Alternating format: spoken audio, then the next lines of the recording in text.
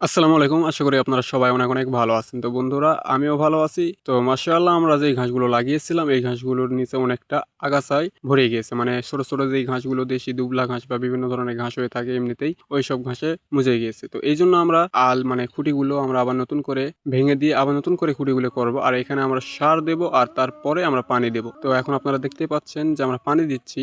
আমরা আগে সার দিয়ে দিয়েছি আর যেহেতু আমি আগে মানে একাকী ভিডিও করে থাকি এইজন্য আমি পুরোটা ভিডিও আপনাদের মাঝে উপস্থাপন করতে পারছি না। এজন্য আমি আন্তরিকভাবে দুঃখিত। তো এখন আমরা এখানে পানি দিচ্ছি আপনারা দেখতেই পাচ্ছেন। এখানে আমরা আগে সার দিয়েছি ইউরিয়া, ডিএপি আর পটাশ দিয়েছি। আর এরপর আমরা খুঁটিগুলো আবার বেঁধে দিয়ে আমরা এখানে পানি দিচ্ছি। তো এই পানিগুলো খুব একটু পরিমাণে বেশিও দেওয়া যাবে না, কমও দেওয়া যাবে না। মানে ভালোভাবে পরিমাণ মতো দিতে হবে আরকি। যাতে পানিটা বেঁধে না থাকে বেশি দিন ধরে, আবার পানি দেওয়ার সাথে, সাথে যেন শুকিয়েও না যায়। তো এই বিষয়টা আপনাদেরকে অবশ্যই খেয়াল রাখতে হবে। এই পানি দেওয়ার পরে যতদিন না পর্যন্ত এই খুঁটিগুলো বেশ মানে ভালোভাবে শুকিয়ে না যায় ততদিন পর্যন্ত আর পানি দেওয়ার দরকার নেই। যখন একেবারে শুকিয়ে যাবে তখন আমরা আবার পানি দেব।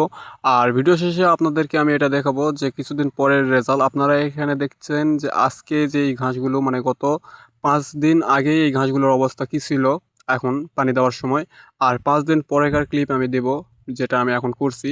আর ভিডিও আপলোড দেওয়ার মতো সময় আমার কাছে সেরকম ছিল না, বা ভিডিও করে রাখছি বাট এডিট করা হয় নাই সেরকমভাবে। তো এই জন্য আপলোড করি নাই।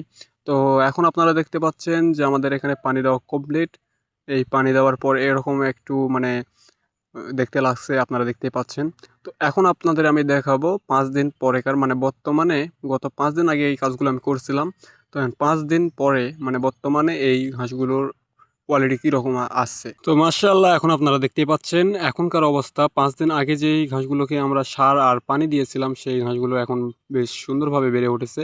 তো এইভাবে আমরা দ্রুত ফলন পেতে পারি ঘাসের। তো সবাই আমার জন্য দোয়া করবেন। আমার কৃষিকাজ আমি যেভাবে করে যাচ্ছি এরকমভাবে আমি করে যেতে পারি। সবাই ভালো থাকবেন, সুস্থ থাকবেন। আসসালামু আলাইকুম।